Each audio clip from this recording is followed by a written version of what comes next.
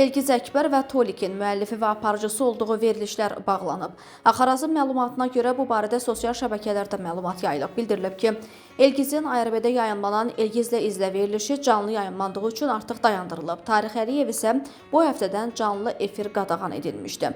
Ona görə əvvəlcədən verilişlər hazırlanıb. O verilişlər həftə sonuna qədər tamamlanacaq və Tolik cümə günü tamaşaçıları ilə sağollaşacaq. Həmçinin vurğulanıb ki, Zaur Nəboğluna şiddətli töhmət verilib və efirə çağırılan qonaqların seçimi bundan sonra daha diqqətlə aparılacaq. Redaksiyanın sorğusuna kanalların heç birindən cavab verilməyib. Tarix Əliyevin aparıcısı olduğu verilişin prodüseri isə bu mövzuda danışmaq istəmədiyini açıqlayıb. Qeyd edək ki, son vaxtlar efirlərdə aşağı səviyyəli və etik normaların pozulması ilə gedən müzakirələr efirin həddən artıq bayağılaşması ciddi narazılıqlara səbəb olub.